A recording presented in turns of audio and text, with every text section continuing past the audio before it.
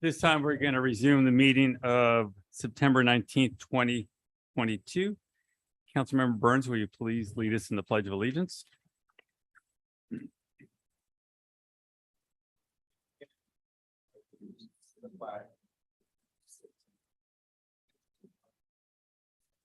One nation.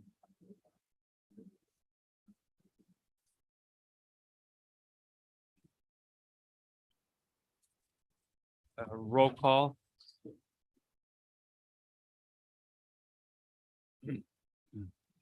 Councilmember Perez is absent. Councilmember Resendez, Here. Councilmember Morales, Here. Councilmember Burns. Here. And Mayor Velazquez. Here. Excuse me, Mayor, real quick. David, can you look and see if the AC is on? Feels warm. I think it's a little warm.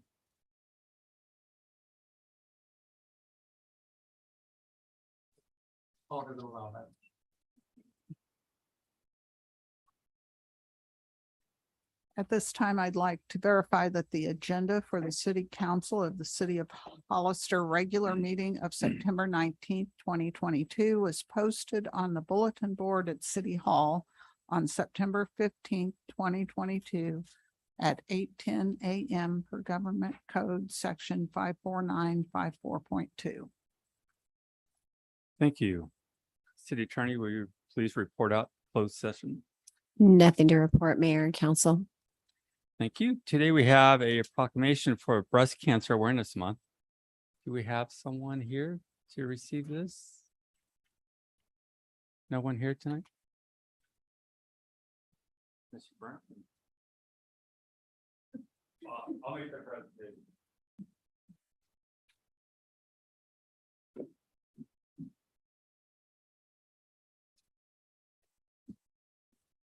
This is a very important one, and Mr. Burns, thank you for bringing it forward. Breast Cancer Awareness Month, October 2022.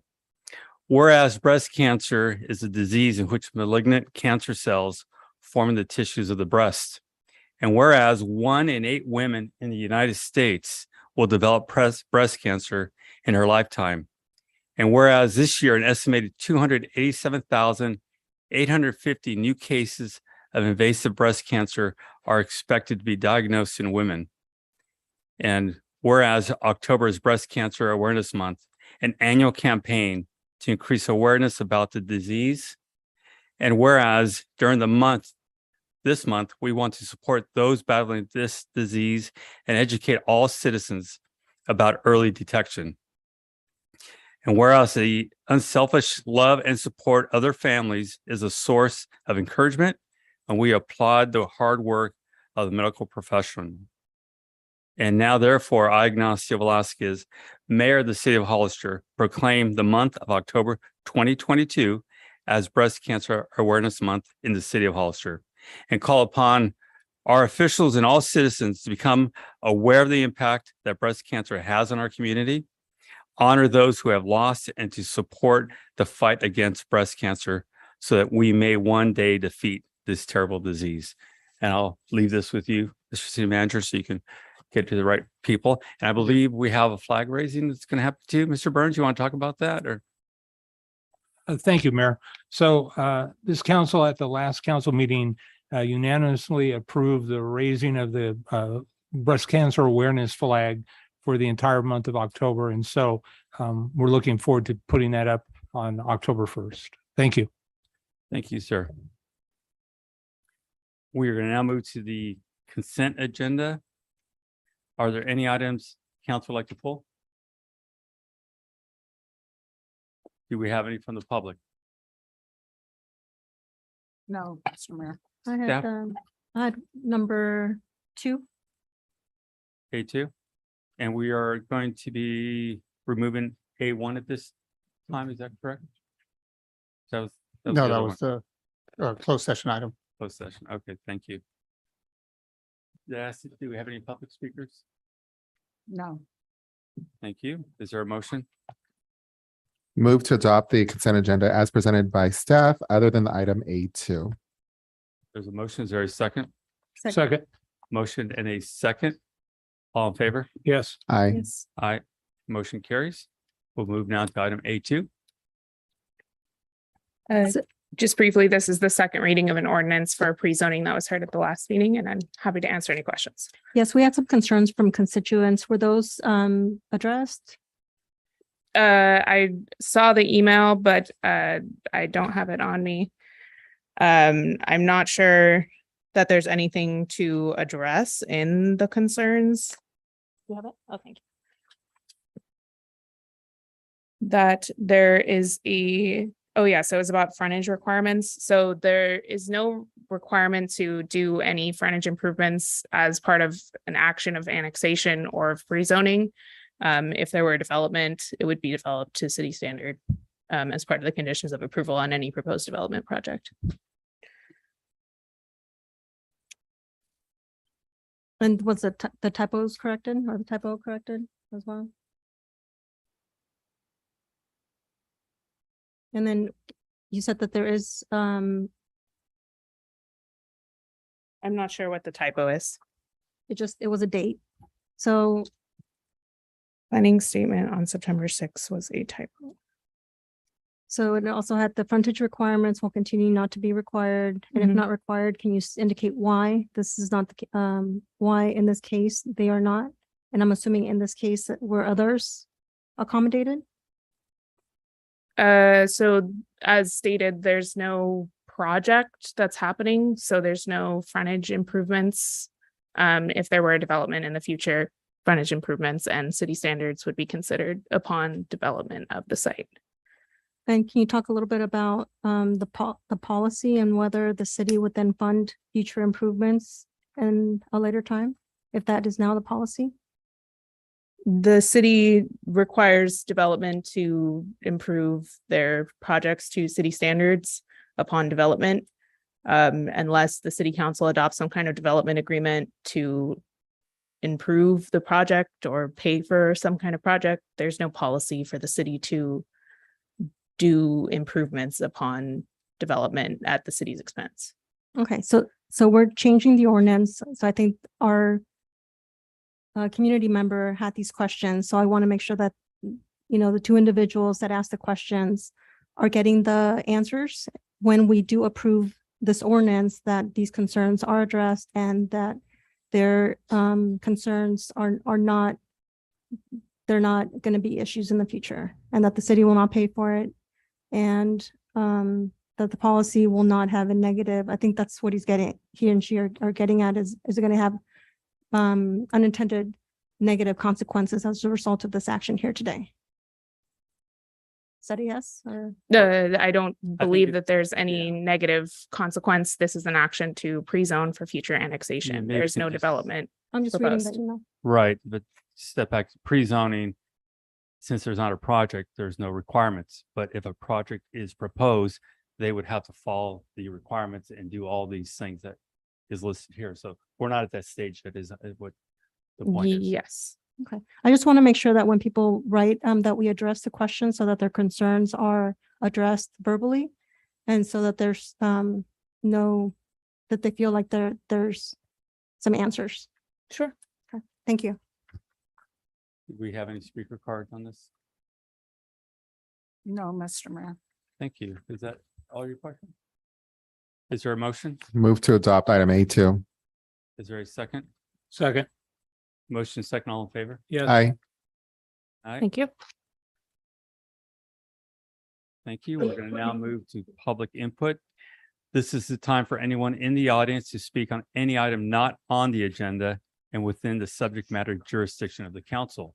Speaker cards are available in the lobby and are to be completed and given to the city clerk before speaking. When the city clerk calls your name, please come to the podium, state your name and city for the record, and speak to the city council. If you are joining us by Zoom, please click on the bottom of your screen to raise your hand. If you are joining us by Zoom using a cell phone, please press *9. Each speaker will be limited to 3 minutes with a maximum of 30 minutes per subject. Please note that state law prohibits the city council from discussing or taking action on any item not on the agenda. Do we have any speaker cards? Yes, we do. Mia Casey.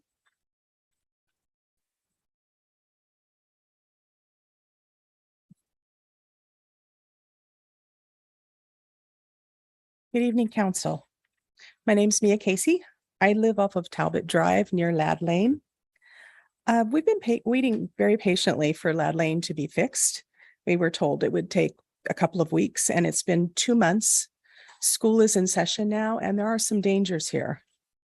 The traffic calming measures haven't really provided a good solution. In fact, they've created several new issues that did not exist before. Also, I think we have to kind of be real here that the wavy lines on the roadway are not going to stop illegal drag racers. Stopping them is going to require enforcement. But I'd really like to just talk about this situation on Lad Lane, the dangerous situation. So there's 3 items. First, the bike lanes were never painted in, so children are riding in the crooked line areas of the roadway. I encountered a child on a bike riding it like a slalom course. She was curving in and out and started to come into the roadway and caused me to have to swerve to avoid her. The second thing is that I turned left onto Lad Lane from Talbot daily. And before the fix, I could see clearly and negotiate traffic easily. Now I have an obstacle course to negotiate as well as the oncoming traffic. But the people that travel on Lad Lane, they have no stop. They don't have to negotiate the circles or slow down. These circles and wavy lines have seemed to create a visual distraction for the drivers on Lad Lane, and they don't seem to be seeing the cars that are trying to turn left. So the third and biggest hazard, we have many pedestrians who cross at Talbot, and the crosswalk lines were never painted back in. I've watched 2 children trying to cross the street next to me the other day. A truck approached on Lad Lane as though it was driving straight. The children left the curb to cross as he was passing, but he didn't go straight. He just swung around the circle and turned left with no signal and almost hit the children. So this is not an isolated incident. I've seen many cars turning left that they don't signal. I really think you ought to think about a 4-way stop there to kind of even things out and resolve the situation. And we really, really have to paint that crosswalk now, not later. There may be a dispute with the contractor, I don't know, but our children's safety has to come first. And I'd also like the city to really rethink these calming strategies before any more money is wasted on ineffective measures. I've heard something similar is being planned now for Union Road. The calming circles and wavy lines don't really work well for wider roadways, and they create new problems. Thank you for your time. You.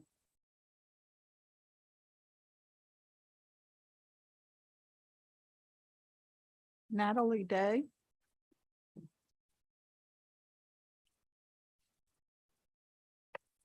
Good evening, council. My name is Natalie Day. I live in Hollister, and I'm here to address some reoccurring issues I see in our leadership right now. At the last meeting, there was a motion enter into a contract with Federal Engineering to see if Hollister needs a live dispatch and crime center. And looking at demographics in the area, I talked to Morgan Hill Police, I talked to Gilroy Police. Both of them have a live dispatch and crime center with some similar demographics and similar populations. I don't really think that we need to spend that $70,000 to have somebody else tell us what we need here in Hollister. I believe that the calls are all fielded through the Hollister Police Department and fire departments, and the people that use that service. That's like the San Francisco County, San Diego County, people with like 20 fire stations and a huge number of ambulance providers, and it gets very complicated, but we are not that complicated here. And I really feel like $70,000 for someone to tell us what the grand jury already has told us is a waste of money. Secondly, discussing buying a spay neuter bus while the adoption bus sits in the parking lot of the animal shelter is ludicrous. The Pet Friends has a surgery center just sitting there, but no collaboration has ever been tried with them. The city doesn't go, the animal shelter won't collaborate with them. All we need is, you know, some cooperation. I feel that the city doesn't play well with others. They don't want any oversight or accountability, and the transparency in our local government is an oxymoron. We need increased services here, not this instead of that, or Lindsay Sanser instead of SNP, or this or that. We need everything that we can get to throw at this problem. While we benefit the single cats that we take care of, the TNR, the way this thing works is we have to attack it aggressively. And when we do 40 cats a month and there's 75 kittens born in that month, we're just emptying the ocean with a teaspoon. We need more, not less services. When you guys talked about buying that bus, $200,000, I spoke with Mel. She has a fully funded medical staff, and all the rest is done by volunteers, scheduling, trapping, everything. And I wonder that if all of us would be willing to trap for that's a city of Hollister instead of a nonprofit. I mean, I volunteer my time. If you guys want to take that over, I'd be more than happy to be an employee, and I will charge for my services. My name is Natalie Day. Thanks. Thank you. I have no more. Oh, do you have any more? Carol Lenore on Zoom, please.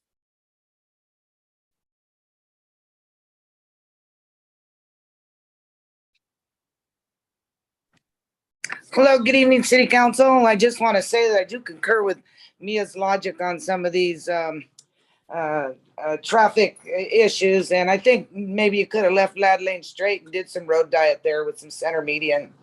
I don't know, but the whole the whole line thing is, I don't like it. But the reason I'm calling in tonight is I hope that you'll listen to some of the concerns that I've had. I've been missed you the last couple meetings, but downtown there in front of the whole muffler shop, I hope that the city can maybe consider putting something that delineates the sidewalk from the private property, because the cars on the sidewalk are driving me crazy, and then they go so bold as to even park on the bricks. So maybe a planter box, a small curb, or a couple benches to keep folks off of the sidewalk. I'll never understand why they think it's appropriate to park on any city sidewalk. The next item is, I wanted to maybe have you notice on the intersection of Airline and Sunny Slope, the fact that the Heritage Shopping Center and the Safeway store has absolutely no more landscaping left along their frontage. Those were both required of the Planning Commission at the time that they redid the Heritage Shopping Center, and of course at the time they built the Safeway store. I worked there when we did the Safeway store and the Heritage Shopping Center, and there was landscaping and it was nice, but as you can see, it's gone.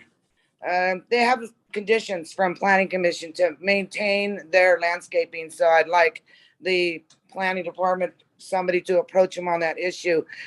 Moving on, I wondered if we could please paint the curb in front of Nino's Real Estate. You've got a traffic lane going there. People park, even this weekend, they park in front of Nino's in the traffic lane. So I don't know what kind of that's a no-brainer. You have a traffic lane, you need a red curb. I asked for it a month ago. It's not gotten done. It's an accident waiting to happen. And it's right down the street from me. So I'd like that looked at. Again, the hook lights. You have beautiful downtown hook lights as part of our $6 million beautification project downtown, and the two in front of Running Rooster out, and I'm sure there's more. And even though you have the lights above The sidewalks are very dark, so I'd ask the city staff please to take an inventory of all the hook lights and get those bulbs changed. And then finally, the sound wall on Airline Highway as you're approaching from the south. I really appreciate that they did some work there, but pine needles on a dead bush is worthless. I would like to see them clear that out, and don't ever plant pine trees in front of the sound wall again. You can't put pine trees in with landscape below it. So it would be nice if we had irrigation out there to put some new trees, but I don't know how that's going to work. So I thank you very much for your time and have a good meeting. Thank you.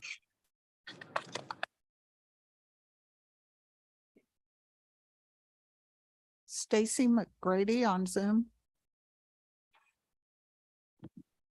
Thank you, Mayor, City Council. I appreciate your time.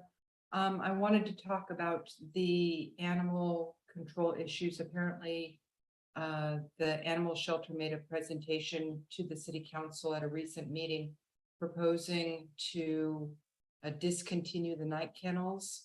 They also have discontinued the late night Wednesday open hours and being open on the weekends. And I would hope that before we discontinue the night drop, that we look at how many animals are actually dropped there, and the concern that out of county or out of the area animals are illegally left at the night kennels. I would suggest that that's simply the cost of doing business. When you look at our budget for the animal shelter, the biggest costs are for the facilities and for employee wages and benefits. The actual care of the animals is almost negligible compared to that. If these animals are not dropped in the night kennels in a safe, secure area, they'll simply be dropped in the riverbed on a roadway somewhere else in the county. And that's simply not acceptable for our community. The other concern is the illegal sales of puppies going on the weekends at the Kmart parking lot and at the Safeway parking lot. There were at least 2 phone calls, emergency and non-emergency calls over the weekend, requesting someone go out and enforce the 594 code against illegal sales of puppies from the roadway.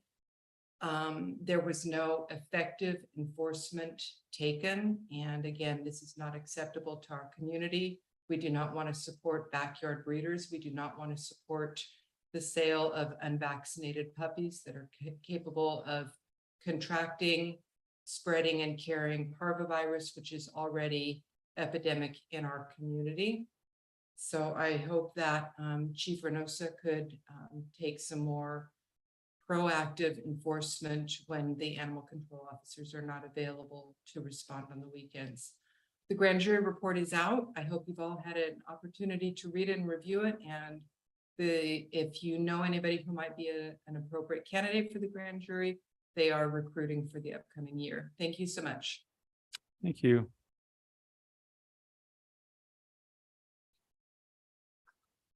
That's all the public speakers we have. That's on it. that. Thank you. We'll move to item D1, City Manager's report. Thank you, Mayor. In regards to Lad Lane, the contractor has until October 4th to finish that job. And if not, there will be liquidated damages. I know that the traffic calming measures are not all in place. We are waiting for them to finish up. For the muffler shop, we will look into what we can do in that area.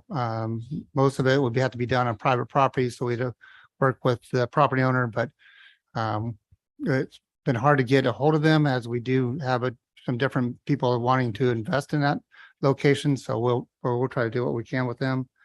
I will have planning staff look into the Heritage Shopping Center for the landscaping. Same with the red curb, we'll look at that. Same with lights, and then animal control meeting. We are still working on a date for a council, and we'll get that. That'd be a good time for that person to attend. Thank you, sir. How about item D2? D2, I'm sure Councilmember, yes, I'm too. Councilmember Morales will discuss California cities, but I was able to attend that one, and there's always great information about that for different ideas to improve our city. But I'll, Chief Reynoso add items also. Yes, Mr. Mayor, members of the city council. Last week, we had the opportunity to send 3 individuals to the Women's and Law Enforcement Leadership Conference, and Captain Petano, Supervisor Alyssa Baptista, and Officer Lupita Garcia were able to attend. It was held in Southern California. Thank you, sir. Is that it for the updates, City Manager? That is it. Thank you. Thanks. We'll move now to item E1.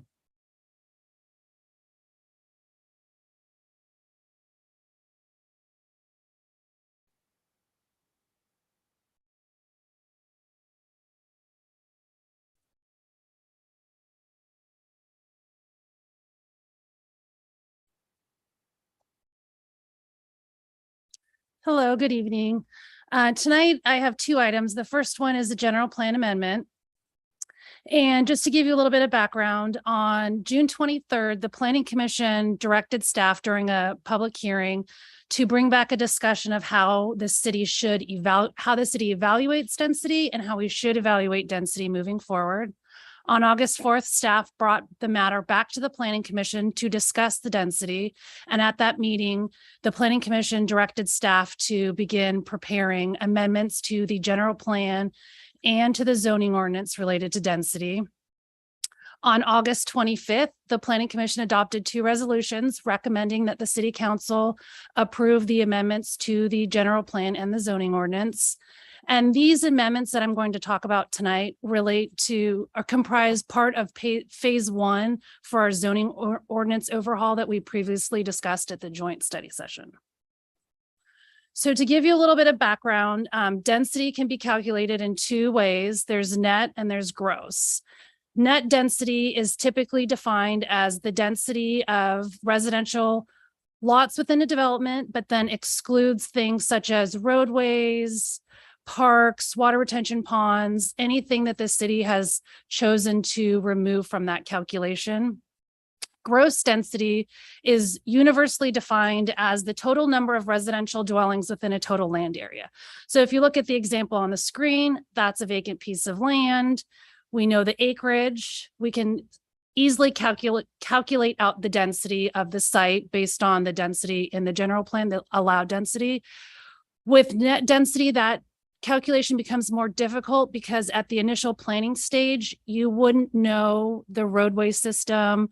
You wouldn't know if you're going to put parks in it or anything of that nature. So in the beginning, gross is an easier calculation for the property owner, for the city, for any applicant that's interested in a property and wants to see, if I buy this, what could I potentially put there? The zoning ordinance defines density as the number of dwelling units per net acre of land unless otherwise stated for residential uses. Unfortunately, net isn't defined, so the calculation of density has varied over the years. There is a definition in the subdivision ordinance, which does list gross and net, but again, it's not clear enough where we've been able to use it to specifically calculate the density project to project consistently. The zoning ordinance does regulate density by net. Again, there's no definition for us to use. The performance overlay zoning district allows for a higher density, which becomes easier to measure on a gross basis. And we do further regulate density by lot size, lot depth, width, and coverage. So there's a whole host of things within the zoning ordinance that really regulates the actual density of a project once you have the overall density, and then we're going to further break it down when you get into those development stage plans. This is just an example of some recently approved developments within the city. There's a variety of them here. When you look at it, you can see that when we calculate by gross, you actually get a higher density on the project. Gross allows for more residential units to potentially be built on a property, and that goes along with the city's desire to increase residential development in the city and increase density within parcels. The general plan has several the existing general plan has several inconsistencies within it.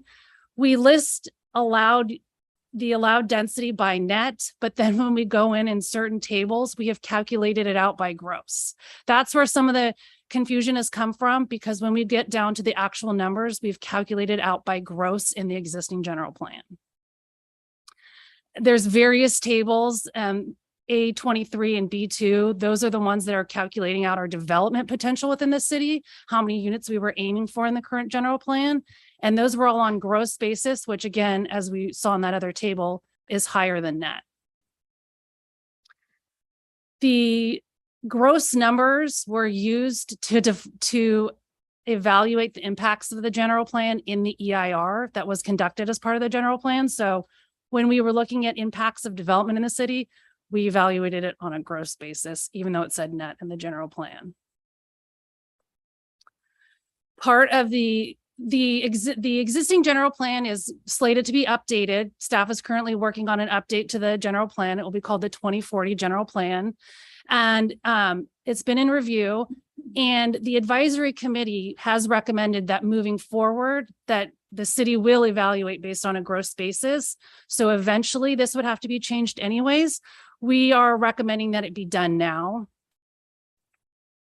So as part of that, doing it now, this will allow staff, the planning commission, and the city council to consistently review development projects moving forward on a gross basis. And really, there's only two minor changes that have to be done to the general plan. It's basically to the land use designations for all the residential density, where it lists out the acreage or the allowed density. So for example, 1 to 8, where it says net now, it would just be removed, so it'd be gross. So what we're trying to do is move forward with some consistency to hold us accountable, developers, the city accountable, so that we can consistently apply density to all projects moving forward. The modifications are consistent, as I discussed, with the EIR that was adopted for the general plan. And moving forward, even if we didn't do it now, as part of what's proposed under the updated general plan, it would be on a gross basis. So staff is recommending that you adopt a resolution amending the general plan related to density. And I'd be happy to answer any questions if you have any. Thank you. Is there any questions from council? Go ahead. Can you tell me who is on that general plan advisory committee?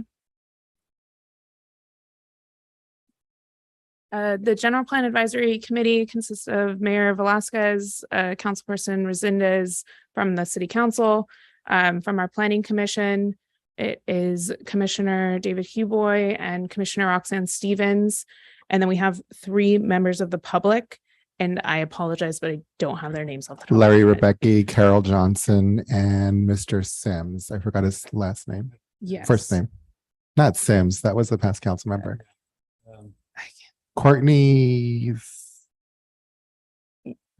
has ex-husband. I don't remember his name. Sorry. Yeah, He works sorry at the high about school. that. Yes, 3 members of the public. We have Chris. And Chris. do you know when we're going to have the general plan Thank you. completed? When the general plan will be completed. The anticipated adoption of the general plan is spring 23. Do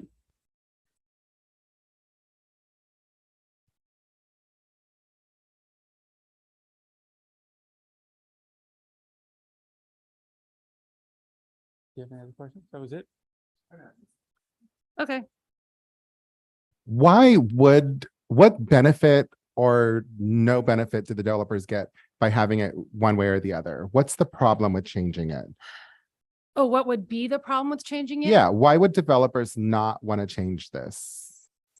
If you were trying to develop on a lower end of the density, net would be what you would want, because there's fewer units that we'd be allowing, but we have a range in density. So there's a range anyways. Does that make sense? No. So if I have a 10-acre lot, let's say, and I'm going to develop R1, which is 1 to 8, I can have 10 units or I can have 80. Simple math. Net takes out the roads. Maybe they we'd have to, I mean, it's not defined very well in this city. So is it taking out public and private roads? What is it taking out? But you're reducing that acreage. So it goes down to maybe, let's say it drops down to 5 acres. So now you're at 5 to 40 units. It's less. But really, the feeling of that property is not going to change, because whether or not you have a road system does not change the feel of a density of a project. Do you see what I'm saying? So the things that you or I would feel if we're standing in a development is there landscaping? How big are these lots? Are the houses 3 stories or 2 stories? Are they 1 story? All those things change how you feel about density. When we're talking about net and gross, it's really just a number. We further regulate what the density looks like and feels like in a development by lot coverage and setbacks, and all those things go hand in hand with what we actually feel when we look at something. So my understanding is the General Plan Advisory Committee is recommending to go gross. You're recommending for us to go gross Now, yes. now, Early. instead of waiting. Oh, this is my final question. This is a general plan amendment. This one is, we have zoning amendments that would also. How go many along with votes this. do we need in order to pass this general plan amendment that not only the General Plan Advisory Committee is asking for, not only the staff is asking for? How many votes do we need in order for this to pass? The 4/5 vote. So the recommendation that we received from our city attorney was that this isn't an initiation because it was brought by staff and the planning commission. So it should just require a 3/5 vote, and we didn't have to go through that initiation phase. So a 3/5 vote on the actual item tonight is what we've been. Thank you. advised. Okay, so I do want to weigh in here though, because that came from Jennifer, who handles all of your development matters. So council could continue this item because I am reading a sentence in your municipal code that says council initiation of a general plan amendment shall require 4 affirmative votes of the council. So I don't know why she gave that recommendation. I don't know what she looked at for that recommendation. I'm just reading the statement in the Muni code that specifically says 4 affirmative votes of the council is required.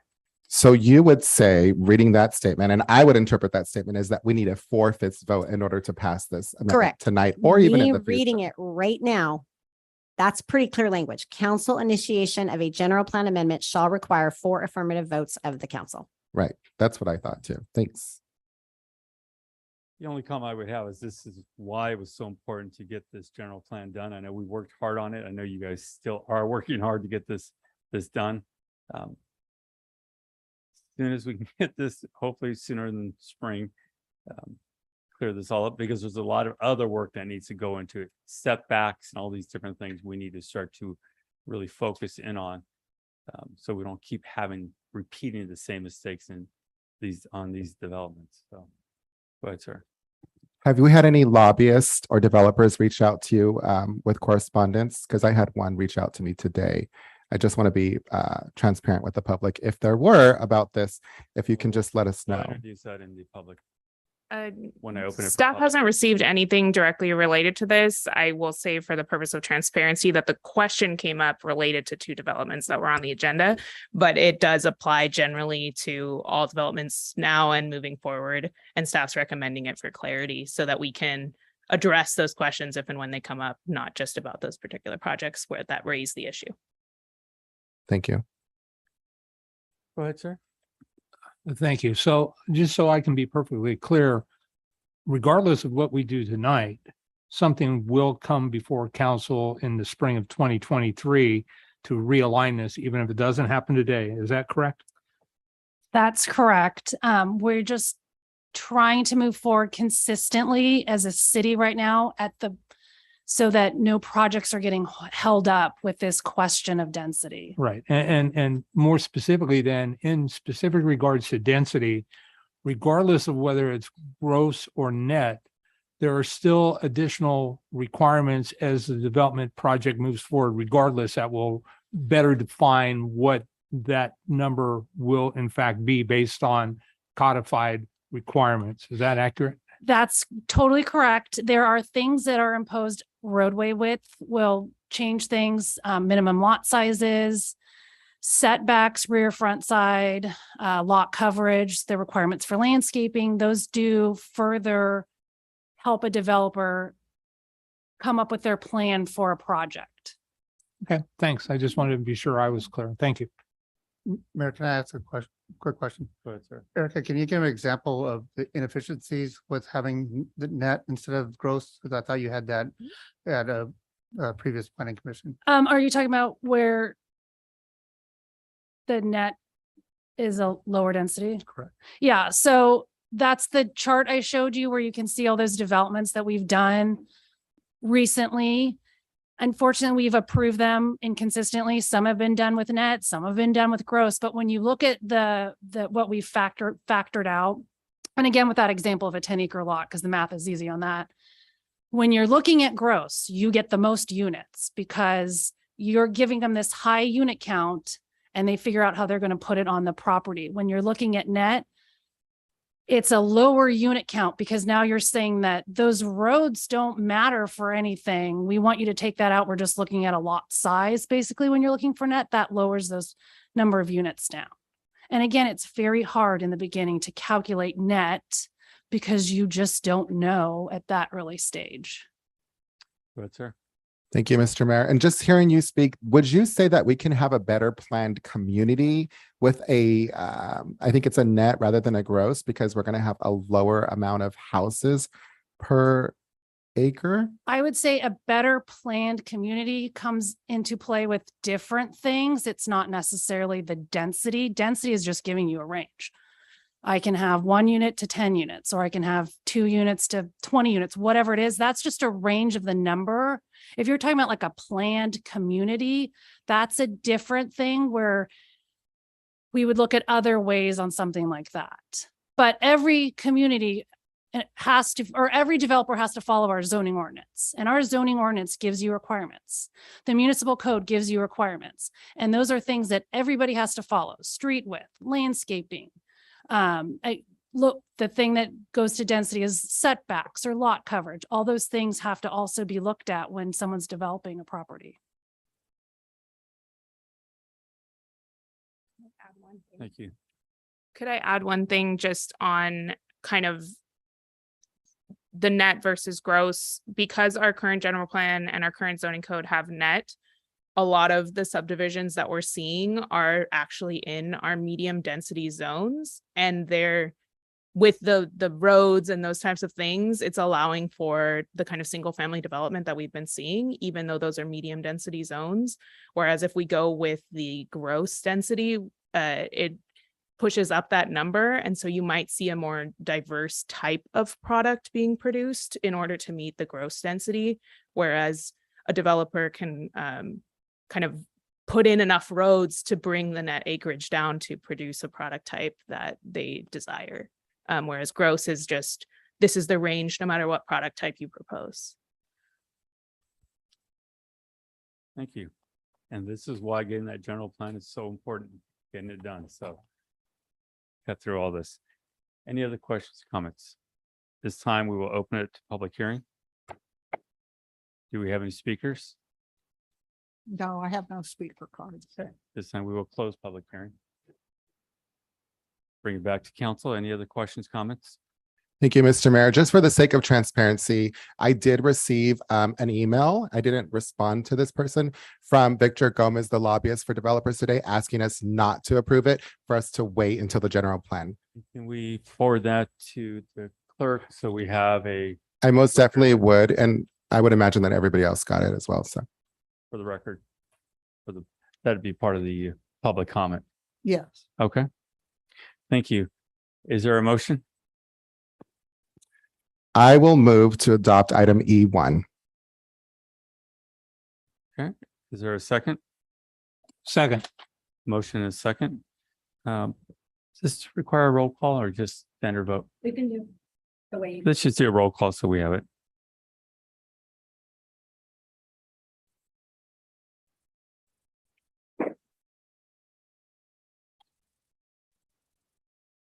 Councilmember Resendez, Yes.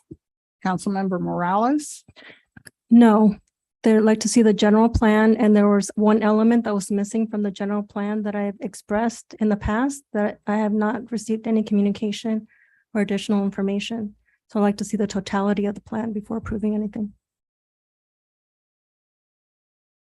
Councilmember Burns, Yes. and Mayor Velazquez. Yes. And the vote fails due to a lack of 4 affirmative votes on 3-1-1 with Councilmember Perez absent and Councilmember Morales voting no. Thank you. We'll now move to item E2.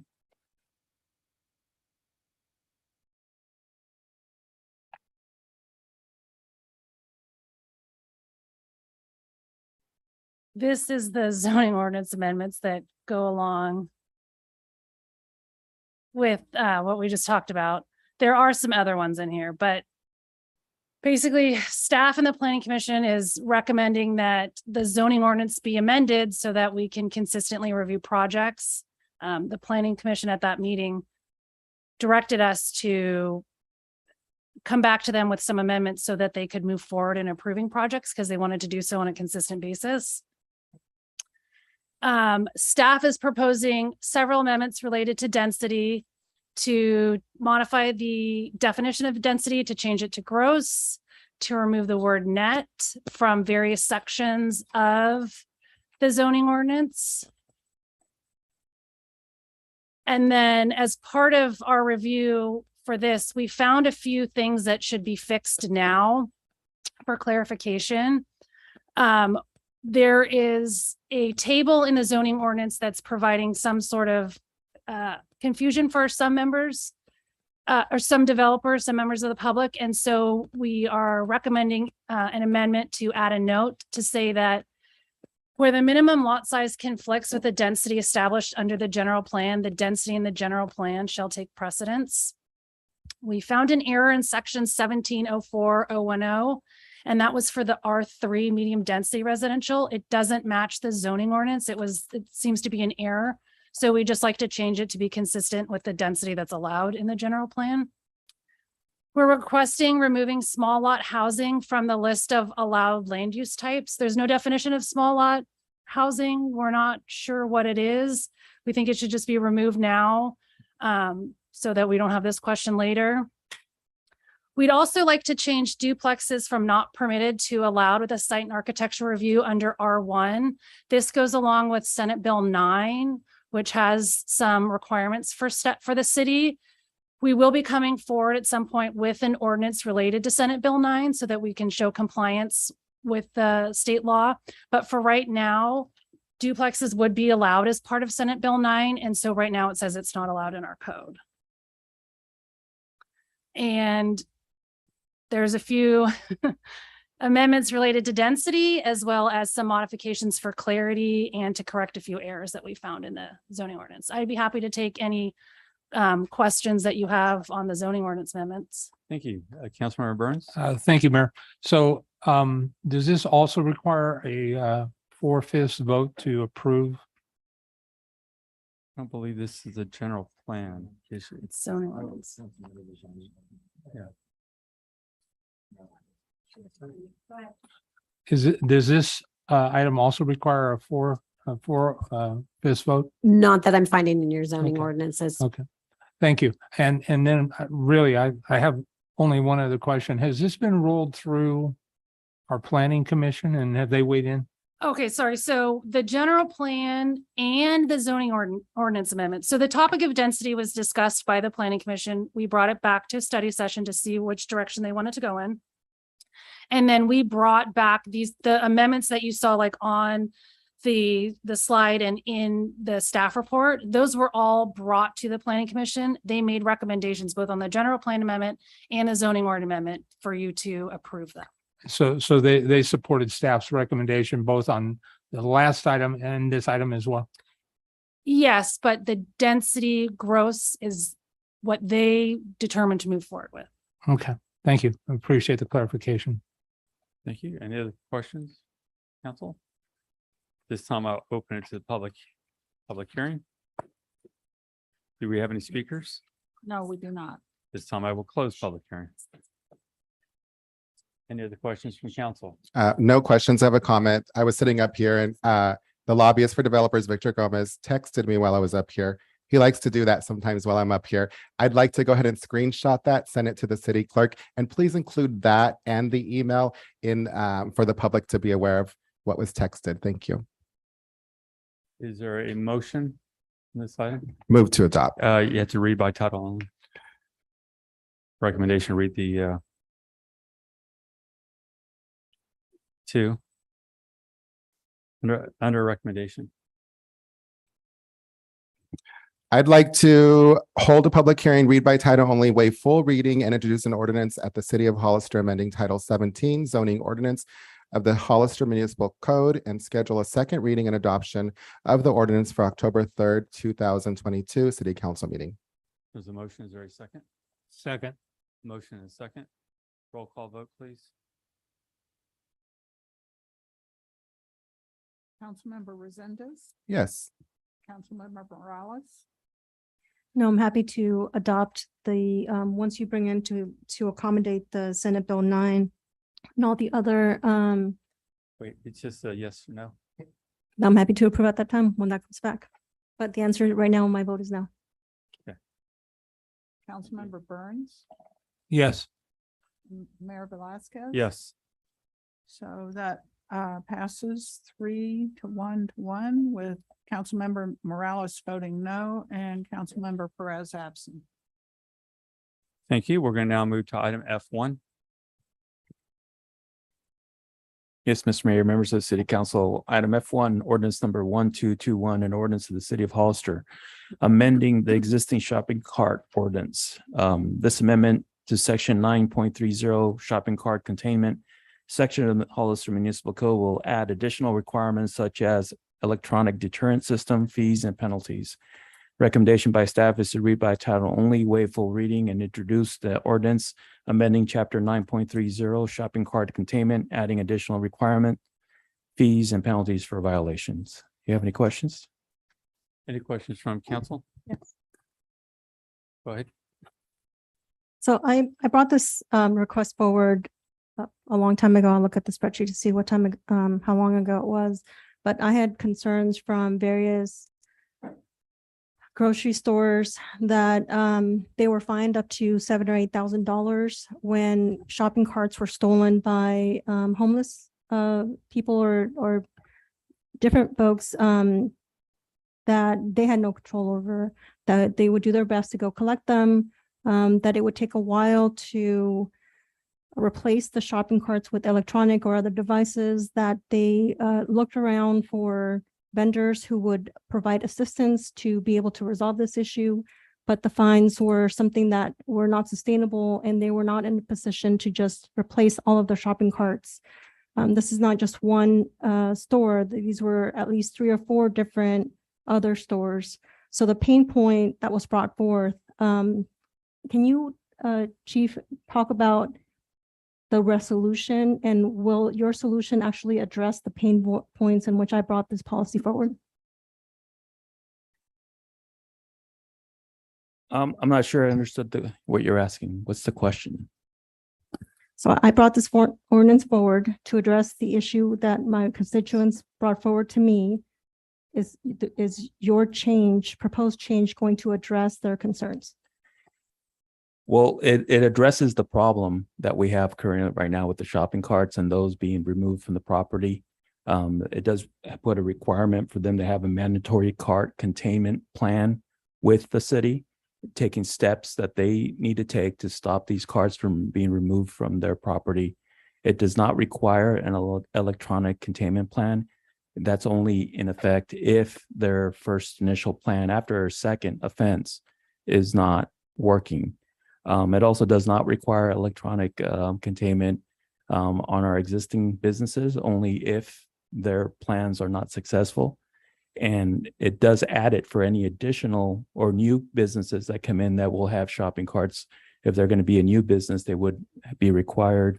And or if there's an existing company or grocery store that has carts, and if they do any improvements to their property in excess of $100,000, it does trigger this requirement to be in place. It's a plan that's being used throughout many other cities, and it is effective with these other cities to have a reduction in those carts being removed from the property and being found throughout the city. And the problem that we continually have with mostly transients or other people taking those carts and leaving them throughout our city.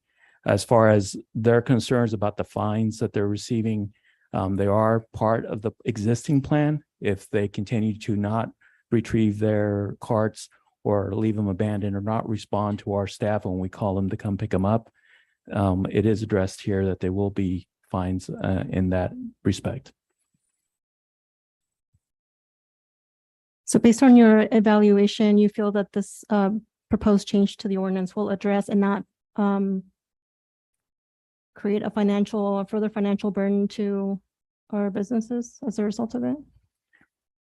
I believe that the problem is continuing. This is an additional tool that will provide to the city to work together with the businesses to try to affect to solve the issue. It depends on the company which way they want to go. There are several options that they can do short of a electronic containment system, but our staff is willing to work with them to see which one fits best for their company. This, like I said, is very similar to many other cities. Our city attorneys have reviewed this recommendation that's sitting before you. I think it will help reduce the problems moving forward when this is fully implemented. And I just want to clarify that our attorneys reviewed for form and legality, correct? I mean, do you review it in terms of a strategy and addressing the concerns that were brought forward? So we review it and help draft the revisions based on discussions with staff and council direction. I do want to point out section 9.30.140 that says any shopping cart reclaimed by its owner within 3 business days following date of receipt of actual notice of impoundment or notice of the shopping cart's location shall be released and surrendered to the owner at no charge whatsoever, including the waiver of any impound or storage fees or fines that otherwise would be applicable pursuant to the sections cited therein. And then it goes on to talk about what happens after the 3 business days, but they have 3 business days to have all those fees waived. Thank you. I appreciate your thoughtfulness on looking at the ordinance, and thank you for the collaborative work on this ordinance. Thank you. Any other questions? Just want to make sure we're all clear that this is not a new one. This is helping solve some of the issues we had with the previous one and asking, again, the retailers to help us collect those carts rather than our staff having to do the work for them. That's what this is about, because it's not fair to our residents that they have to see carts out there for days and days because a retailer is not picking them up. This kind of lays out the rules of, hey, you got a cart out there, please go pick it up, take it back to your establishment. So just helps with some of the issues we've been having over the years. So it's not a new one. It's just something that Chief has helped improve. And I appreciate the department, all the staff that worked hard on this, because it's an issue out there. And it's, again, to see a cart overturned on the sidewalk for 5 days a week, it's just not fair that we have to take staff time to go pick these carts up for these retailers. So hopefully they will help us. And as pointed out, you pick it up in 3 days, we're not charging you anything. So it's fair. So thank you again, Chief. Any public comment? No, we don't have any. Thank you. Is there a motion? I'd like to make a motion to read by title only, waive full reading, and introduce ordinance amending chapter 9.30 shopping cart containment, adding additional requirements, fees, and penalties for violations. Thank you. The motion, is there a second? Second. Motion is second. All in favor? Yes. Aye. Yes. Against? Motion carries 4-0. Now move to item F2. Thank you, Mayor and Council. So this item is to defease $5 million of the 2016 wastewater bonds. Defease is just a fancy word for paying down some of the bonds as we are doing our rate study for the add funds for improving our water lines. One of the areas we want to do is get our different utility rates down, and this will help us in lowering the future wastewater fees to our citizens. So that we ask that you approve this defeasance, and this will have an estimated savings, annual savings of $481,717 per year. That's pretty awesome, sir. Thank you.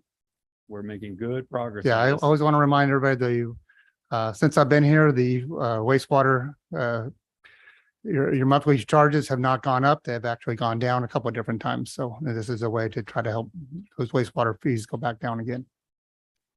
But any questions from council first?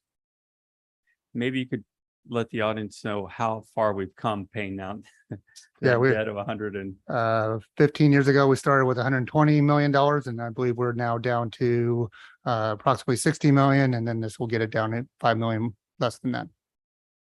So this, just so we're clear too, the dollars are going to be moved into a separate account and then used on June 1st, 23 to pay it down. Correct. And at the same time, earning some interest. Correct. Until that happens. Correct. And then we'll continue to look to see if there's more that we can pay down. Excellent. Between now and then, but we did want to get that in now so that we can put it into our calculations for our future utility rates. You've done a great job paying this down. A lot of good work. Do we have any speaker cards? No, we don't. Is there a motion? So moved. There's a motion. Is there a second? Second. A motion and a second. All in favor? Yes. Aye. Aye. Motion carries 4-0. Go now to item F3.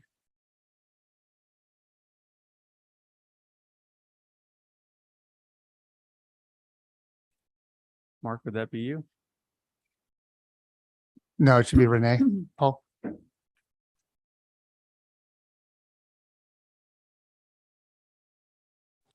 She has her hand up. Can you hear me? We can hear you now. Thank you. Okay, great. Good evening, Mr. Mayor, City Council, Renee Perales, CIP Manager, Administrative Services. Tonight before you is Resolution 2022-170, which will accept the bids opened on September 7th, 2022, approve a supplemental appropriation and award a contract to KJ Woods Construction. On August 1st, the City Council approved Resolution 2022-141, which authorized staff to call for sealed bids for the Hillcrest Road Storm and Sewer Improvement Project. This project upgrades approximately 1,360 feet of sewer pipe and 655 linear feet of storm drain pipe, and includes a Type 2 slurry seal and striping on Hillcrest from Memorial Drive to El Cerro. On September 7th, 7 bids were received. The lowest bid was received from KJ Woods Construction in the amount of $1,088,000. The other bids ranged from $1,177,000 to $2,149,000. Staff is requesting that the City Council award the contract to the lowest responsive bidder, KJ Woods Construction, authorize the execution of the contract in the amount of $1,088,000, and change orders not exceeding $163,000 if needed, and approve a supplemental appropriation for the total project amount of $1,251,000 from Fund 662. Do you have any questions? Thank you. Any questions from council? Hearing none, do we have any speaker cards? No, Mr. Mayor. No speaker cards? Thank you. Is there a motion? So moved. There's a motion. Is there a second? Second. Motion is second. All in favor? Aye. Yes. Aye. Against? Motion carries 4-0. I want to say thank you to the staff for putting together this project and many others that you've been working on and moving forward to on all the infrastructure projects we've been taking care of. So thank you all. Thank you. We'll now move to item G1, reports from city council members regarding their committees. Councilmember Burns, Thank you, Mayor. I have nothing to report. Councilmember Sendes, Thank you, Mr. Mayor.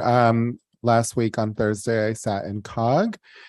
We talked about the Bixby Road roundabout. They're going to put a roundabout there, and they're going to be working with us to get part of the public art piece. And basically, it's one of the gateway projects. We're looking at using the original design, but tweaking it a bit to rebrand San Benito County as the home of the Pinnacles. I think it's a really good idea. At first, I wanted them to make sure that we left it the same and that we said Hollister, home of the Pinnacles, or wait, the gateway of the Pinnacles, but we decided to rebrand it because what's going on over there on the other side, they're branded as the gateway. So it does make sense for us to rebrand San Benito County, home of the Pinnacles is where we're headed. So hopefully the county gets on board with that. It sounds like they are real excited about that. We've got updates from Highway 25, 156. Maybe the mayor can talk on those things, but that's all I got for you tonight. Thank you. Thank you, Councilmember Morales. Thank you, Mayor.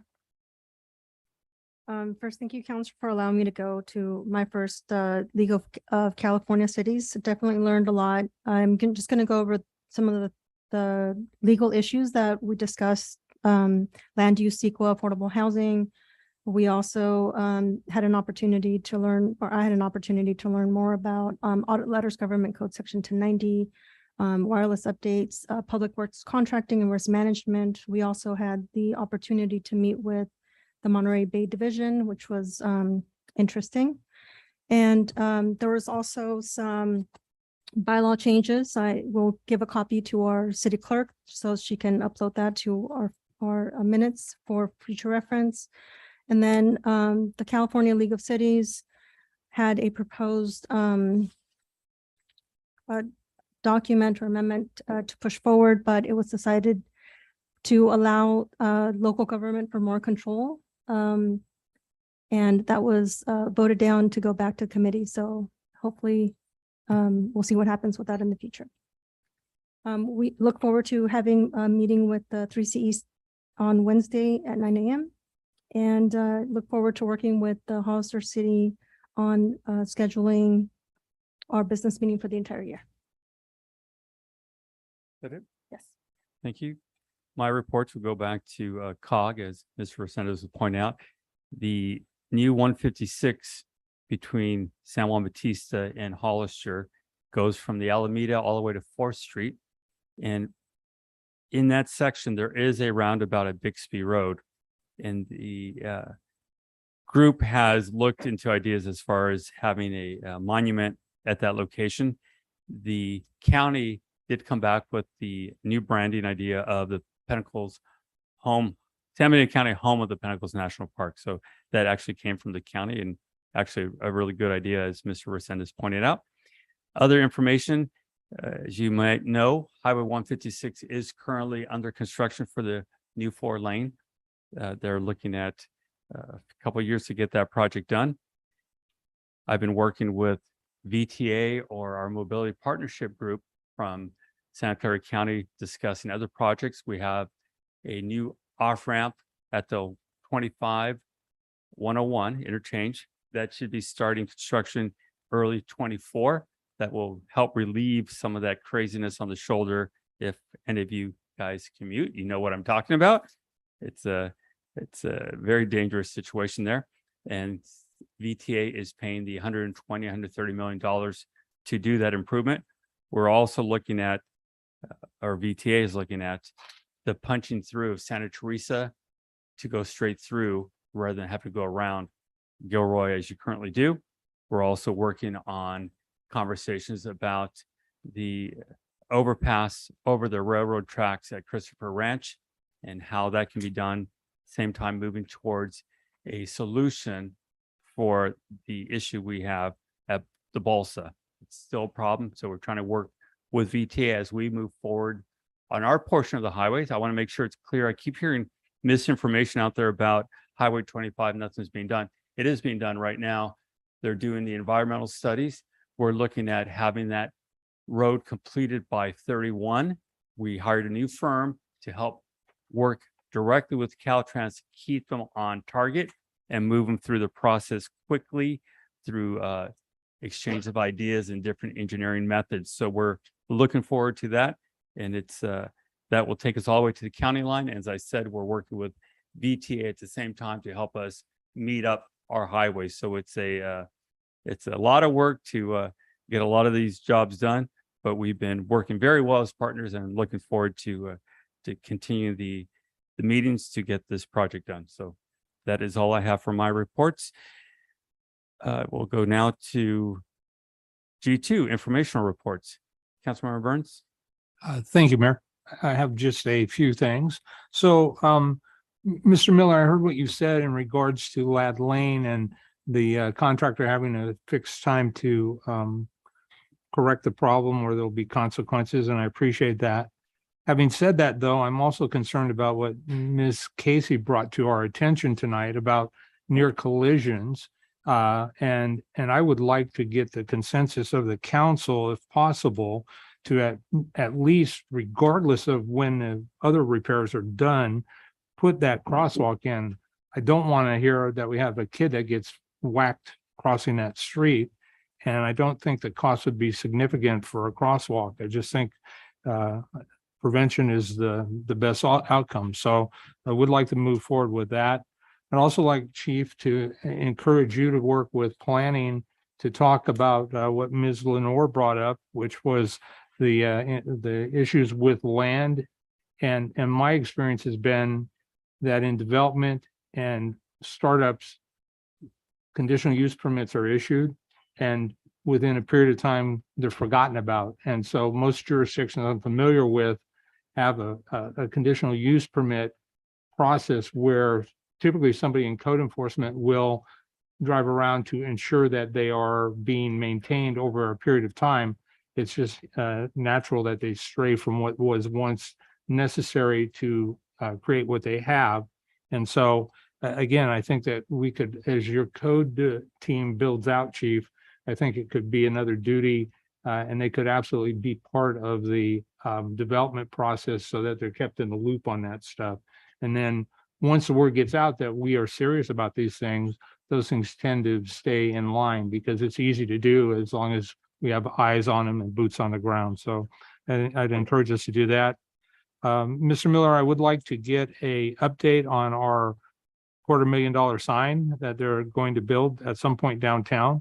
I think the fact that we had one of the entrance signs on 4th taken out by a vehicle collision speaks exactly why we need the ballards in place on this other sign for a lot of reasons. And then finally, I would like to ask the council's consensus to bring into closed session a discussion on the airport eviction that was brought to council last meeting so that we can be briefed on that. And that concludes my comments, Mayor. Thank you. Thank you, sir. Councilmember Resendez. Thank you, Mr. Mayor. Just one thing to report, the 16th of September celebration at McCarthy Park. Tina, I see you on there. Beautifully done. Thank you so much for that. It was really, really, really special. The one thing I'll say is I'll be honest with you, I've never gone to any of the concert series parks at McCarthy Park. This was my first, and it was the last of the summer series. It's part of my culture. It's part of my history, as it is with a lot of the residents here in the city of Hollister. So the one thing that I'll take away is that I was standing there and I was just in awe watching it. And then a gentleman came up to me and he's like, I never thought I would see something like this in my neighborhood park. It's beautiful. We've got dancers, mariachis, we've got DJ, we've got food trucks. Look at all the people here. And he was getting emotional. And that's what I would say that I left with that night. So thank you, Tina. Thank you, all the staff. Thank you, all the dancers, the musicians, the food trucks. I know it takes a village. You guys did a fantastic job. And that's the one thing I wanted to bring up tonight. So appreciate it. Thank you so much. Thank you. Councilmember Morales. I'm not going to ask for it. I've been gone for 10 days. What I would like is our spreadsheet. So I did request at the last meeting that we have a timeline. So I see some of the items here that we don't have, kind of like the pending, like the status on some of the items, like the council salary ordinance. I see that it was completed. And at the last meeting, I asked for that to come back. So want to make sure that the spreadsheet's updated, that we have status of when we believe that certain things are going to be done. And some of the things that we requested are incorporated as part of that. I will be sending you an email though on all the pending communication that I have. Thank you. Appreciate it. Thank you. I do also want to thank staff, Tina, and everybody at REC and everybody else involved in the concert series. It was a lot of fun out there. Great job. And the families were really enjoying the event. So good job to all of you guys involved for all the work you did through the summer. The conversation that was had about Lad Lane, and as you point out, City Manager, there's penalties coming here soon. As I understand, they're moving to get the issues fixed. As I understood in the past, part of the problem is if we go and do something, then we end up owning part of this problem. And we need to let the contractor do his work correctly. And we need to, as you pointed out, the plan is not complete yet until it's done. And the plan will be a much safer version than what it was before. So I'm looking forward to that being completed correctly from the contractor. And let's see what we can do legally, but I don't want to be in a situation where we end up in another fight over who touched what. And in construction, the minute you touch somebody else's work, you start owning that work, and it's something we need to be careful about. I do want to speak on the question I ask at every meeting. Has the fees been paid for the judgment from the lawsuit from Ms. Elia Salinas and Ms. Irma Gonzalez? The money owed to the city, has that been paid yet, or have we moved to collect on those dollars? $27,000. Our residents deserve to have them. On that item, we have not received those funds, but I am working with our the people that work on our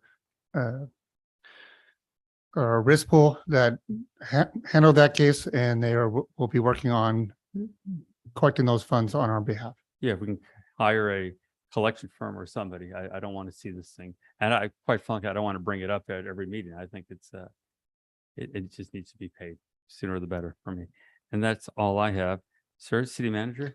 Yes, so Councilmember Burns, the crosswalk, I will, and the mayor too, because you brought that up. We will look at what the risks of doing the work ourselves. I'll talk to our risk pool administrators, see what they recommend, and I'll come up with a plan and communicate that to all of you. I will get the update on the sign, work with the city attorney on what we can do talk about the closed session for the airport eviction. And then we'll get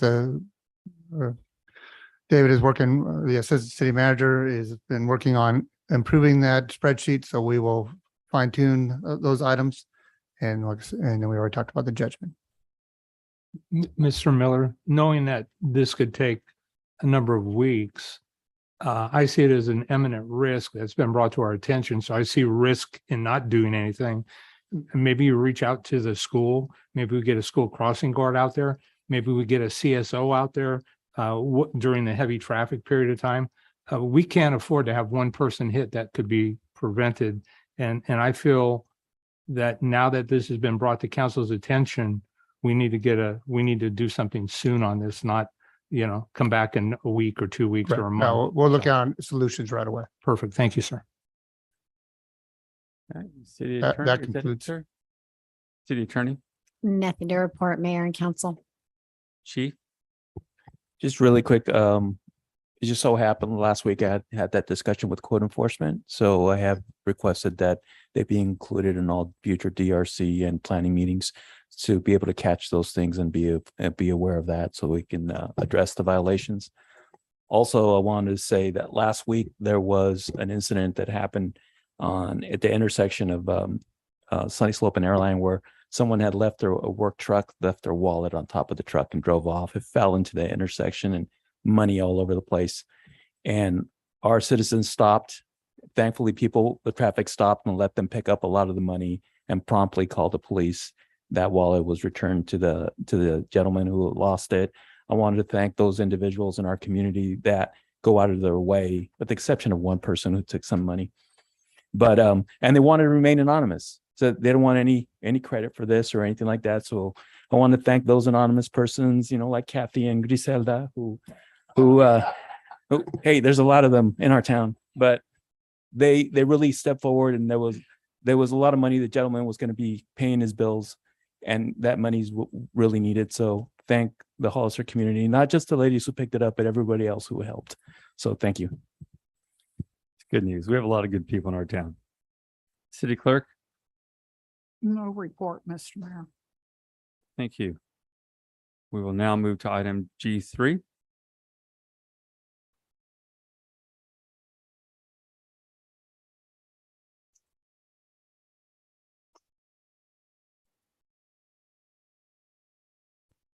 Good evening. My name is Autumn Salinas. I'm with Girl Scout Troop 23403, and I spoke at the September 6th meeting during public comments about plans for my Girl Scout Gold Award, which was adding a directory to the Veterans Memorial tiles in front of the Veterans Memorial Building. I do have a presentation if it will be put on the screen.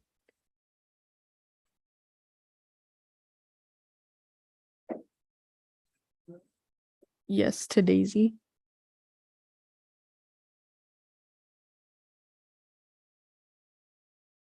It's part of their agenda. While we wait on that, I just wanted to talk about a little bit more in depth about my Girl Scout Gold Award. So like I said at the past meeting, a Gold Award is earned by a Girl Scout. It's one of the highest honors you can earn, and is typically done by a junior or senior in high school, and I happen to be a senior this year at Hollister High School. My project is adding a directory to the Veterans Memorial tiles on the south side. And I had mentioned in the past that this is the side that does not have a current directory added. The blue kiosk that you see when you walk downtown, and it gives you directions or points out specific places that will be noted as important. I would like to have one of those added to that side so I can incorporate that with my project and use it. I would like to add numbers and tiles, or numbers and letters, to the sides of the tiles. And I have an example here of what they will look like. These will be glued to the cement to create a coordinate system, so that way these tiles can be found easier by loved ones looking for them. So those numbers and letters and tiles will all be put onto into the kiosk. We want to have the names of the people's tiles, and then create that map to coordinate with the graph on the ground. So that way you walk up to the kiosk, you just go, oh, A3, there they are. Let me look for it on the floor. It makes the process a little bit easier, not as time consuming as it does take now, as people do pay a lot of money for that. And I know my grandfather has one there, and I'm always looking for it through everyone. And I'm like, where is it at? You know, it takes a while. So we want to add that. Into the kiosk, we want to add a metal plate so we can have these engraved name tags and have the names engraved in them, and then possibly what branch of military they're in. Add a magnet to the back and then stick it in. This way they will not be sun damaged, and we can update it as needed when people buy tiles. I would also like to possibly paint the kiosk black, just so it looks a little bit nicer and kind of correlates with the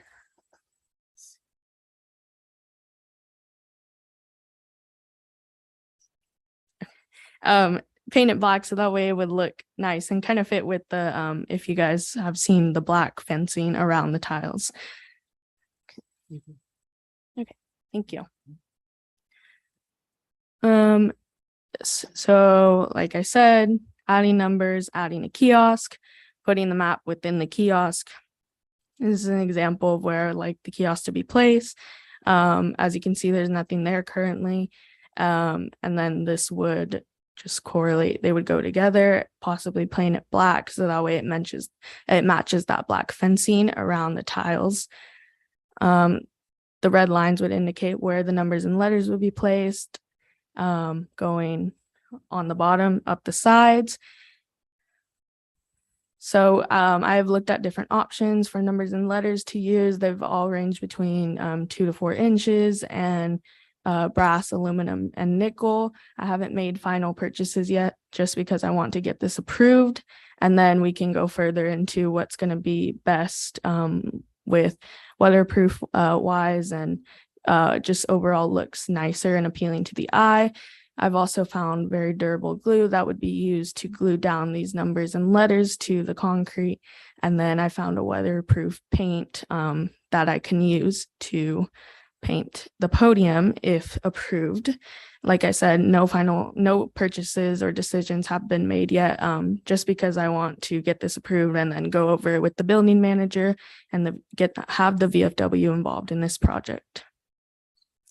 So like I said, the VFW had come to me because they knew that I wanted to do my gold award and I was looking for project ideas, and they have been looking at this idea for a while now. So I will be working with the VFW Post 9242, the past and current commander and the building manager.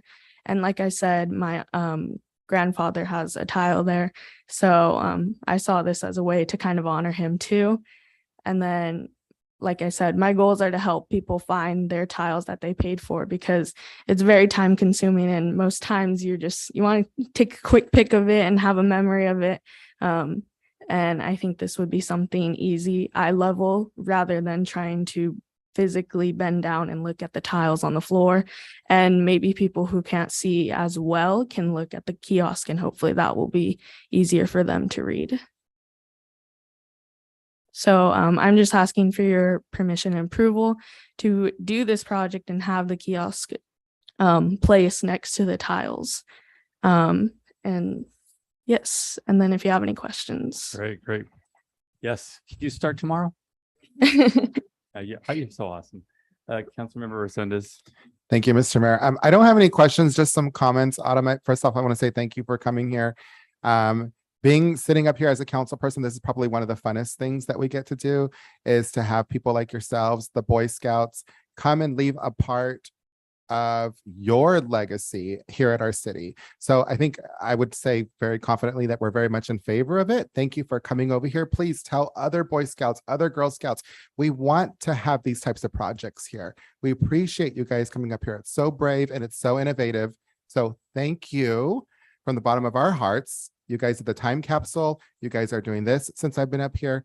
And then I would suggest if we can have her work with the staff to see that that the supplies are going to be long lasting and durable, I would say. And of course, I would definitely suggest that we cover the cost of any supplies that she needs to go out there, would be my suggestion. So those are my comments. Thank you so much. Thank you. Thank you. Councilmember Burns. Thank you, Mayor. I'd like to echo Councilmember Resendez's thoughts on this. Great spontaneity. When technology fails, you just drove right on. And that's, I thank you for that, because most of us are a little stuck at that point. It didn't even phase you. You just went right through. Congratulations. Mm-hmm. You're going to do amazing things. I also was going to ask what your out-of-pocket expenses were, because I think that we should be able to offset those for a project like this. Yes. And then finally, I understand the aesthetics of maybe making the kiosk black like the fencing, but I'm wondering if maybe making it some other bold, bright color would be more helpful, because it would be a place where it would stand out. And I trust your judgment. I just suggest maybe you think about it, or talk with others that may have done it, because it's nice when it blends in. But if you want something that's going to attract my eye, the first thought that comes to my mind is make it red, because I don't see anything else there red. And I would go for something like that, looking for it. But that's just my 2 cents. But most importantly, thank you for your commitment to the community. Thank you for what you're doing. I'm honored that you would consider this as a project and go get it. Thank you. Thank you. Have any comments? Well, first of all, amazing presentation. Thank you so much for doing this for our community, for our veterans, and just I love your ideas and your problem solver. And I echo Mr. Burns there in terms of just being able to, roll through everything. So amazing work. I love to see you come back and present on how it's working and how we can be helpful. Thank you. Thank you for the work. There you have it. You're awesome. Yeah. Yeah, You so know I it just is. want, Mayor, just, staff's asking for direction. Yes. We will work with the supply costs I'm sure we have some wiggle room in our budget to help with that area. So I You need our appreciate the direction. consensus for her to move forward, is it? Yeah, Okay, that yes. was it. We got that direction. Yeah. Thanks. Thank you so much. Thank you. Take care. All right. H1. Update city. Yeah, council that's report. just the outstanding list. And I think I've got some requests from Councilmember Morales, and it'd be whatever, if the mayor or the other council members had any other comments that they want us to address. Perfect. J&K, there's no business. Is there a motion to adjourn? Mayor, I'd like to make a motion at approximately 8:22 PM to adjourn. There's a motion Second. in a second. All in favor? Aye. Aye, motion carries.